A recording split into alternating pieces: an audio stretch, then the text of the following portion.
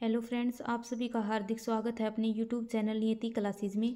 आज हम हाल ही में एक पेपर हुआ था, उसके जितने भी प्रीवियस क्वेश्चंस हैं वे सब लेके आई हूँ। वीडियो को लास्ट तक देखना, आगे आने वाली परीक्षाओं के लिए बहुत महत्वपूर्ण है। फर्स्ट क्वेश्चन है, राष्ट्रीय एकता दिवस कब मनाया जाता है। अगर हम राष्ट्रीय एकता दिवस की बात करें तो 31 अक्टूबर को राष्ट्रीय एकता दिवस मनाया जाता है। और क्यों मनाया जाता है? क्योंकि इस दिन सरदार वल्लभ भाई पटेल की जयंती है, इसीलिए राष्ट्रीय एकता दिवस मनाया जाता है सरदार वल्लभ भाई पटेल के जन्म दिवस पर। अगर हम सरदार वल्लभ भाई पटेल के बारे में कुछ बातें करें तो इनके 2-4 पॉइंट हैं जो हर बार इनसे पेपर में पूछे जाते हैं। सबसे पहला और मेन पॉइंट तो ये है कि जो 1931 में आईएनसी का जो कराची अधिवेशन हुआ था उसकी अध्यक्षता किसने की थी? सरदार वल्लभ भाई पटेल ने की थी।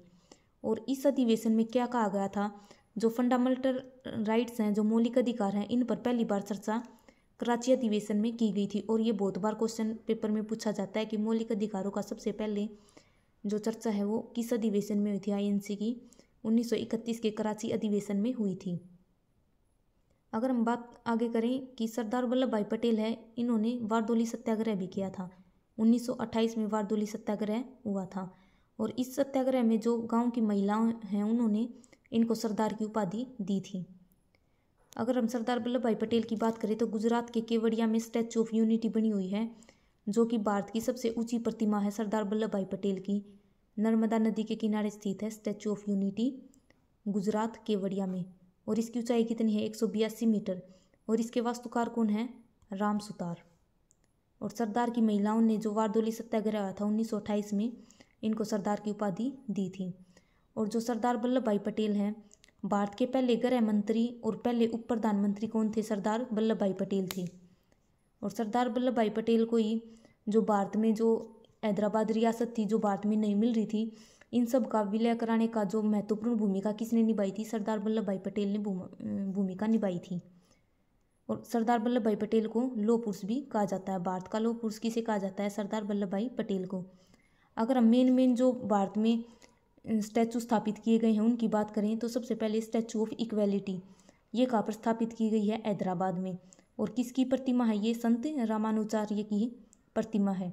अगर हम हैदराबाद की बात करें तो हैदराबाद है, ऑपरेशन पोलो के द्वारा हैदराबाद रियासत को भारत में मिलाया गया था।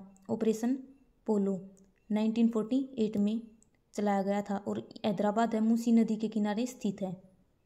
स्टैचू ऑफ इक्वेलिटी, ये भी इक्वेलिटी, ये भी इक्वेलिटी, लेकिन ये भारत में स्थित है। अगर हम इसकी बात करें तो ये भारत के बाहर है, अमेरिका में, स्टैचू ऑफ इक्वेलिटी। और किसकी है? डॉक्टर भीमराव अंबेडकर की है। आगे है स्टैचू ऑफ प्रोस्पेरिटी, ये कहाँ पर है? कैंपगोड़ा, बेंगलोर में है। और 108 फीट ऊंची है। स्टैचू ऑफ ट्रस्ट, विश्वास स्वरूपम की महादेव की प्रतिमा है, ये राजस्थान नाथद्वारा में स्थित है। आगे है स्टैचू ऑफ नॉलेज, ये किसकी प्रतिमा है? डॉक्टर भीमराव अंबेडकर की है। ये जो है स्टैचू ऑफ इक्वेलिटी, ये भारत के बाहर स्थित है, अमेरिका में, भीमराव अंबेडकर की। और ये है स्टैचू ऑफ नॉलेज, ये लातूर महाराष्ट्र में स्थित है, डॉक्टर भीमराव अंबेडकर की।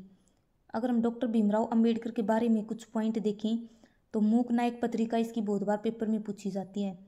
14 अप्रैल को इनकी जयंती होती है। और इनका जो समाधि स्थल है वो कौन सा है? चैत्य भूमि। प्रारूप समिति के अध्यक्ष कौन थे? BR अम्बेडकर। अगर वीडियो अच्छी लगे तो वीडियो को ज़्यादा से ज़्यादा शेयर करना और चैनल को सब्सक्राइब करना। नेक्स्ट क्वेश्चन है, रक्त का थक्का जमाने के लिए किस विटामिन की आवश्यकता होती है? तो रक्त का थक्का जमाने के लिए किस विटामिन की आवश्यकता होती है? विटामिन के की। और विटामिन के को क्या कहते हैं? फिलोक्विनोन। ये हमारे शरीर के बाहर रक्त का थक्का जमाता है। अगर हमसे प्रोटीन पूछा जाए कि रक्त का थक्का जमाने के लिए किस प्रोटीन की आवश्यकता होती है, तो फाइब्रिनोजन और प्रोथ्रोम्बिन। अगर मिनरल पूछा जाए तो कैल्शियम। और एक प्लेटलेट्स भी होती हैं जो रक्त का थक्का जमाने के लिए सहायक होती हैं। अगर हम इपेरिन प्रोटीन की बात करें तो जो ये इपेरिन प्रोटीन है ये हमारे शरीर के अंदर जो खून है उसको जमने नहीं देता। और फाइब्रिनोजन और इपेरिन ये दोनों प्रोटीन कहाँ पर बनते हैं? लीवर में। अगर हम रक्त की बात करें तो रक्त का pH मान कितना होता है? 7.4। और ये एक लिक्विड टिश्यू है, लिक्विड कनेक्टिव टिश्यू, तरल संयोजी ऊतक क्या होता है? रक्त। और इसका नेचर भी बहुत बार पूछा जाता है, ये एल्कलाइन नेचर का होता है। और रक्त में हीमोग्लोबिन पाया जाता है जिसके कारण हमारे जो खून है उसका रंग लाल होता है। नेक्स्ट क्वेश्चन है, 1917 में कांग्रेस के अधिवेशन की अध्यक्षता किसने की थी? अगर हम 1917 के कांग्रेस अधिवेशन है जो कलकत्ता में हुआ था, एनी बेसेंट ने इसकी अध्यक्षता की थी और आईएनसी की पहली महिला थी ये जिन्होंने आईएनसी की अध्यक्षता की थी। और अक्सर पेपर में पूछा जाता है बहुत बार ये क्वेश्चन कि आईएनसी की अध्यक्षता करने वाली पहली महिला कौन थी, तो कौन थी? Annie Besant. 1917 में कोलकाता अधिवेशन है इसकी अध्यक्षता की थी। अगर पूछा जाए कि आईएनसी की अध्यक्षता करने वाली पहली भारतीय महिला कौन थी, तो 1925 में सरोजनी नायडू ने की थी कानपुर अधिवेशन की अध्यक्षता। सरोजनी नायडू भारतीय महिला पूछी जाए तो सरोजनी नायडू, अगर सीधी पहली महिला पूछी जाए तो एनी बेसेंट। एनी बेसेंट की जो कॉमनवेल्थ पत्रिका है, न्यू इंडिया बुक, ये दोनों किसकी हैं? एनी बेसेंट की, और बहुत बार एसएससी में रिपीट हो चुकी हैं। अगर हम बात करें 1916 में जो होम रूल लीग है, बाल गंगाधर तिलक के साथ मिलकर एनी बेसेंट ने होम रूल लीग है ये शुरू की थी 1916 में। जो बाल गंगाधर तिलक है उसने तो पूना में अपना हेडक्वार्टर बनाया था, और जो एनी बेसेंट है इसने मद्रास अधियार में अपना हेडक्वार्टर बनाया था। आगे है एनएसएस का सीएसओ में विलय कब हुआ? तो इसका विलय कब हुआ था? एनएसएस का सीएसओ, इन दोनों का विलय कब हुआ था? 2019 में। और इन दोनों को मिलाकर क्या बन गया था? एनएसओ। सबसे पहले हम जानते हैं कि ये सीएसओ एनएसएसओ ये क्या है। एनएसएसओ की फुल फॉर्म क्या है? National sample survey organisation. और ये क्या है? सीएसओ। जो सबसे पहले राष्ट्रीय आय है उसकी गणना कौन करता था? ये करता था सीएसओ। और इन दोनों को मिलाकर क्या बना दिया गया? एनएसओ, राष्ट्रीय सांख्यिकी संगठन। और अब कौन करता है? एनएसओ। और ये बहुत बार पेपर में पूछा जा लिया, और अभी सीआईएसएफ के पेपर में ये क्वेश्चन पूछा गया है। तो राष्ट्रीय आय का गणना है, राष्ट्रीय आय है, इसकी गणना सबसे पहले किससे के द्वारा की जाती थी? सीएसओ के द्वारा की जाती थी, लेकिन अब कौन करता है? एनएसओ। अगर हम बात करें नेशनल स्टैटिस्टिक डे, राष्ट्रीय सांख्यिकी दिवस कब मनाया जाता है? 29 जून को पीसी मालनोबिस है उनके जन्म दिवस पर मनाया जाता है। अगर हम बात करें राष्ट्रीय आय की, सबसे पहले राष्ट्रीय आय की गणना किसने की थी? दादा भाई नौरोजी ने की थी। आगे है सुप्रीम कोर्ट में कुल न्यायाधीशों की संख्या कितनी है? अगर हम वर्तमान की बात करें, सुप्रीम कोर्ट है इसमें कुल न्यायाधीश कितने हैं? एक तो होता है मुख्य न्यायाधीश और 33 कौन है? न्यायाधीश। तो टोटल हो गए 34, एक मुख्य न्यायाधीश 34। अगर हम सुप्रीम कोर्ट की बात करें तो इसका आर्टिकल कितना है? 124। और जो सुप्रीम कोर्ट है सबसे पहले इसकी स्थापना 1773 के रेगुलेटिंग एक्ट के द्वारा कोलकाता में की गई थी 1774 में। उसके बाद 28 जनवरी 1950 को दिल्ली में सुप्रीम कोर्ट है इसकी स्थापना की गई, और उस टाइम पर एक तो मुख्य न्यायाधीश था और 7 न्यायाधीश थे। और वर्तमान में सुप्रीम कोर्ट है इसके जो मुख्य न्यायाधीश हैं वे कौन हैं? डीवाई चंद्रचूड़ 50वें नंबर के हैं। अगर हम सुप्रीम कोर्ट में रिट डालना चाहते हैं, कोई भी हमारे मौलिक अधिकारों का उल्लंघन करता है, तो हम आर्टिकल 32 के द्वारा सुप्रीम कोर्ट में रिट जारी कर सकते हैं। 5 प्रकार की रिट होती हैं, कनाडा से ली गई हैं। तो हम 5 प्रकार की रिट हैं सुप्रीम कोर्ट में आर्टिकल 32 के द्वारा वहाँ पर जा सकते हैं। अगर हमने हाई कोर्ट में रिट जारी करनी है तो आर्टिकल 226 के तहत हम हाई कोर्ट में रिट जारी कर सकते हैं। अगला क्वेश्चन है भारत का पहला स्वदेशी विमान वाहक पोत कौन सा है? तो कौन सा है? आईएनएस विक्रांत। और 2 सितंबर को ये अभी लॉन्च किया गया है आईएनएस विक्रांत। अंग्रेजी में प्रथम ज्ञानपीठ पुरस्कार किसे मिला है? तो इंग्लिश में पहला ज्ञानपीठ पुरस्कार किसे मिला था? अमिताभ घोष को। और वर्तमान में अभी 2023 में किसे मिला है? 57वें नंबर का मिला है दामोदर मोजले को। और अगर पूछा जाए कि किसी भी भाषा में मतलब सबसे पहले ज्ञानपीठ पुरस्कार है वो किसे मिला था? जीएस कुरुप को। मलयालम भाषा में मिला था पहला ज्ञानपीठ पुरस्कार जीएस कुरुप को। आगे है रक्षा अनुसंधान विकास संगठन DRDO के अध्यक्ष कौन है? तो DRDO के अध्यक्ष कौन है? डॉक्टर समीर कामत। इसकी स्थापना कब हुई थी? 1 जनवरी 1958 को DRDO की स्थापना हुई थी। और इसका हेडक्वार्टर कहाँ पर है? नई दिल्ली में। और इसका ध्येयवाक्य क्या है? ये बहुत बार पेपर में पूछा जा लिया, बलसम मूलम विज्ञानम DRDO का ध्येयवाक्य है। अगला क्वेश्चन है तीनों गोलमेज सम्मेलनों में भाग लेने वाले प्रथम व्यक्ति कौन थे? जो 3 गोलमेज सम्मेलन हुई थी 1930 में, 1931 और 1932 में 3 गोलमेज सम्मेलन हुई थी लंदन में। तो तीनों में भाग लेने वाले कौन थे? डॉक्टर भीमराव अंबेडकर। और अगर हम बात करें कि आईएनसी ने किस गोलमेज सम्मेलन में भाग लिया था। और बहुत बार ये क्वेश्चन पूछा जाता है, या तो क्वेश्चन पूछा जाएगा कि महात्मा गांधी ने किस गोलमेज सम्मेलन में भाग लिया था, या फिर पूछा जाएगा कि आईएनसी ने किस गोलमेज सम्मेलन में पार्टिसिपेट किया था। तो आईएनसी की तरफ से महात्मा गांधी गए थे सेकंड गोलमेज सम्मेलन में। तो दूसरे गोलमेज सम्मेलन में महात्मा गांधी या फिर आईएनसी ने भाग लिया था। अगर हम डॉक्टर भीमराव अंबेडकर की बात करें तो 14 अप्रैल को इनकी जयंती होती है। समाधि स्थल क्या है इनका? चैत्य भूमि। मूक नायक इनकी पत्रिका है और प्रारूप समिति के अध्यक्ष हैं। प्रारूप समिति में 7 सदस्य थे, जिनमें से जो अध्यक्ष कौन थे? डॉक्टर भीमराव अंबेडकर और 6 अन्य थे। स्टैचू ऑफ नॉलेज है डॉक्टर भीमराव अंबेडकर की, लातूर महाराष्ट्र में स्थित है। अगला क्वेश्चन है 11वां मौलिक कर्तव्य किस संविधान संशोधन के द्वारा जोड़ा गया? अगर हम मौलिक कर्तव्यों की बात करें तो हमारे मूल संविधान में एक भी मौलिक कर्तव्य नहीं था। उसके बाद 42वें संविधान संशोधन 1976 के द्वारा 10 मौलिक कर्तव्य जोड़े गए। और 11वां मौलिक कर्तव्य है 86वें संविधान संशोधन 2002 के द्वारा 11वां मौलिक कर्तव्य जोड़ा गया। और किस समिति की सिफारिश पर? स्वर्ण सिंह समिति की सिफारिश पर हमने मौलिक कर्तव्य को जोड़ा था।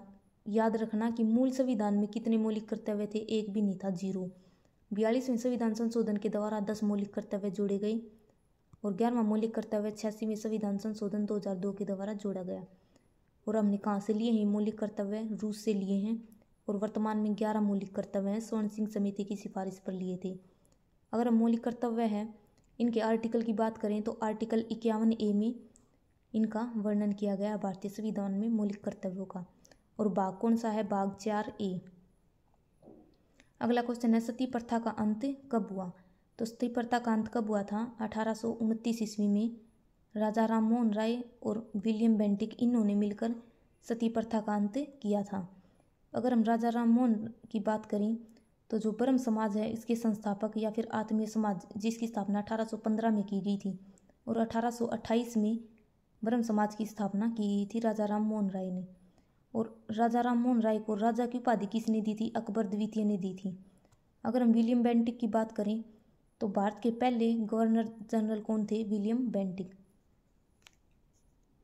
आगे है नरसिम्हन समिति का संबंध किससे है? तो नरसिम्हन समिति का संबंध किससे है? बैंकिंग रिफॉर्म से। और बैंकिंग रिफॉर्म से एक और क्वेश्चन पूछा जाता है कि मिशन इंद्रधनुष का संबंध किससे है?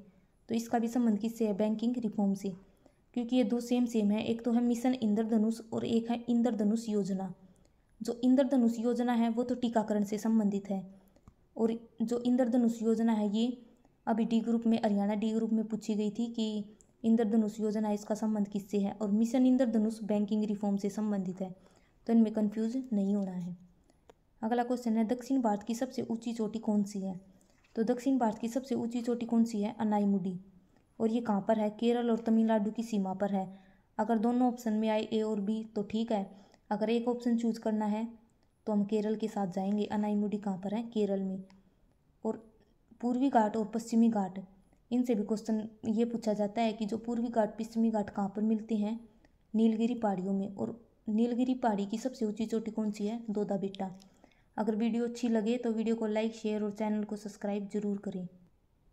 आगे है वंदे मातरम गीत पहली बार किस कांग्रेस अधिवेशन की अध्यक्षता में गाया गया था?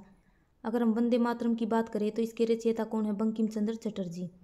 और पहली बार ये कब गाया गया था? 1896 में गाया गया था रहमतुल्ला की अध्यक्षता में। अगर हम राष्ट्रीय गान की बात करें तो राष्ट्रीय गान पहली बार कब गाया गया था? 1911 में गाया गया था। राष्ट्रीय गान की रचना किसने की थी? रविंद्रनाथ टैगोर ने की थी। जन गण मन हमारा राष्ट्रीय गान है। नेक्स्ट क्वेश्चन है विश्व हिंदी दिवस कब मनाया जाता है? तो विश्व हिंदी दिवस कब मनाया जाता है? 10 जनवरी को। और पहला हिंदी सम्मेलन कब हुआ था? 1975 में नागपुर में हुआ था। अगर हमसे पूछा जाए कि राष्ट्रीय हिंदी दिवस कब मनाया जाता है तो 14 सितंबर को राष्ट्रीय हिंदी दिवस मनाया जाता है। विश्व हिंदी दिवस 10 जनवरी को, राष्ट्रीय हिंदी दिवस 14 सितंबर को। नेक्स्ट क्वेश्चन है फोलिक एसिड किस विटामिन के रूप में मिलता है? तो विटामिन B9 है, उसी का नाम है ये फोलिक एसिड। तो किस विटामिन के रूप में मिलता है? Vitamin B9। अगर हम विटामिन B की बात करें तो विटामिन B है, ये एक कॉम्प्लेक्स विटामिन है, जैसे B1, B2, B3 ये है। तो जो विटामिन B है इसका केमिकल नेम क्या है? थायमीन। और इसकी कमी से कौन सा रोग होता है? Berry berry. और विटामिन B9 है, इसका नाम क्या है? Folic acid. और विटामिन B12 से भी क्वेश्चन पूछा जाता है कि किस विटामिन में कोबाल्ट धातु पाई जाती है। तो विटामिन B12 में जो कोबाल्ट धातु पाई जाती है और उसका केमिकल नेम क्या है, साइनोकोबालामिन। अगर हम विटामिनों की बात करें तो विटामिन की खोज किसने की थी, फंकमिन। और पानी में घुलनशील विटामिन कौन से हैं, B और C। और जो वसा में घुलनशील विटामिन कौन से हैं, A, D, E, K। अगला क्वेश्चन है चुनाव आयोग की स्थापना कब हुई। तो चुनाव आयोग है इसकी स्थापना कब हुई, 25 जनवरी 1950 को। इसलिए 25 जनवरी को मतदाता दिवस मनाया जाता है। अगर हम चुनाव आयोग की बात करें तो वर्तमान में मुख्य चुनाव आयुक्त कौन है, राजीव कुमार। और पहले चुनाव आयुक्त कौन थे, सुकुमार सेन। और पहली महिला मुख्य चुनाव आयुक्त कौन थी, रमा देवी। नेक्स्ट क्वेश्चन है नामदफा राष्ट्रीय उद्यान कहाँ पर है। तो नामदफा राष्ट्रीय उद्यान कहाँ पर है, अरुणाचल प्रदेश में। अगर ये SSC में पूछा गया था कि तवांग क्षेत्र कहाँ पर है, तो अरुणाचल प्रदेश में है। मोलिंग नेशनल पार्क भी कहाँ पर है, अरुणाचल प्रदेश में।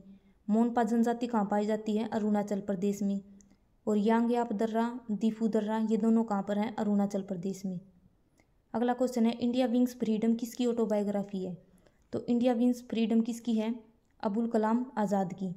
अगर हम मौलाना अबुल कलाम आज़ाद के बारे में बात करें तो भारत के पहले जो शिक्षा मंत्री हैं वे कौन थे, अबुल कलाम आज़ाद। और INC में सबसे कम उम्र में अध्यक्षता करने वाले भी कौन थे, अबुल कलाम आज़ाद। अगर हम मेन ऑटोबायोग्राफी देखें तो लॉन्ग वॉक टू फ्रीडम किसकी ऑटोबायोग्राफी है, नेल्सन मंडेला की। और ये वही नेल्सन मंडेला है जिन्हें 1990 में भारत रत्न मिला था। बिलीव ऑटोबायोग्राफी किसकी है, सुरेश रैना की। Straight from my heart Kapil Dev की। और एस अगेंस्ट ओड्स किसकी है, सानिया मिर्जा की। प्रबुद्ध भारत पत्रिका का संबंध किससे है। तो प्रबुद्ध भारत पत्रिका है इसका संबंध किससे है, स्वामी विवेकानंद से। अगर हम स्वामी विवेकानंद की बात करें तो इसका जो वास्तविक नाम है वो क्या है, नरेंद्र नाथ दत्ता। और स्वामी विवेकानंद इनके गुरु कौन थे, रामकृष्ण परमहंस। और इन्हीं के नाम पर इसने रामकृष्ण मिशन है इसकी स्थापना की थी। और 1893 में शिकागो गए थे और वहाँ पे सनातन धर्म के बारे में बताया था। और इनकी पुस्तक कौन कौन सी हैं, प्रबुद्ध भारत पत्रिका, राजयोग, कर्मयोग, ज्ञान योग, ये सब पुस्तकें किसकी हैं, स्वामी विवेकानंद की। नेक्स्ट क्वेश्चन है किस अनुच्छेद में 6 से 14 तक के सभी बच्चों को निःशुल्क शिक्षा का अधिकार है। तो 6 से 14 तक के जो बच्चे हैं उनको निःशुल्क शिक्षा का अधिकार किस आर्टिकल में, आर्टिकल 21A। और ये 86वें संविधान संशोधन 2002 के द्वारा जोड़ा गया था। और इसी के द्वारा 11वां मौलिक कर्तव्य है वो भी जोड़ा गया था। नेक्स्ट क्वेश्चन है भारत में पहली जनगणना कब हुई थी। तो पहली जनगणना कब हुई थी, 1872 में मेयो के कार्यकाल में हुई थी, लेकिन वो नियमित रूप से नहीं थी। उसके बाद नियमित रूप से कब शुरू हुई थी, 1881 में रिपन के कार्यकाल में हुई थी। और रिपन को क्या कहा जाता है, स्थानीय स्वशासन का जनक इल्बर्ट बिल। ये दोनों क्वेश्चन बहुत बार रिपीट हो चुके हैं कि स्थानीय स्वशासन के जनक किसे कहा जाता है, इल्बर्ट बिल किसके कार्यकाल पर पास हुआ था, रिपन के टाइम पर। नेक्स्ट क्वेश्चन है कौन सा विटामिन हार्मोन का काम करता है। तो कौन सा विटामिन हार्मोन की तरह काम करता है, विटामिन डी। कैल्सीफेरोल इसका केमिकल नेम है। और विटामिन डी की कमी से कौन सा रोग होता है, स्कर्वी रोग। वसा में घुलनशील विटामिन कौन से हैं, A, D, E, K। और जो विटामिन डी है ये लीवर में बनता है। और ये भी क्वेश्चन पूछा जाता है कि ऐसे कौन से 2 विटामिन हैं, मतलब ऐसे कौन से विटामिन हैं जो हमारे शरीर में बनते हैं। तो विटामिन डी और विटामिन के ये दोनों हमारे शरीर में बनते हैं। विटामिन के है वो रक्त का थक्का जमाने के लिए सहायक है। खिलाफत दिवस कब मनाया गया, तो कब मनाया गया, 17 अक्टूबर 1919 को खिलाफत दिवस मनाया गया। अगर वीडियो अच्छी लगे तो वीडियो को लाइक, शेयर और चैनल को सब्सक्राइब जरूर करना। और जो भारत के 28 राज्य हैं इन पर वीडियो बना रखी है, इन्हें जाके जरूर देखना। जो भी क्वेश्चन SSC में या फिर किसी भी एग्ज़ाम में जो राज्यों से क्वेश्चन पूछे गए हैं वे सभी उसमें कवर कर लिए, तो उन्हें भी जाके जरूर देखना।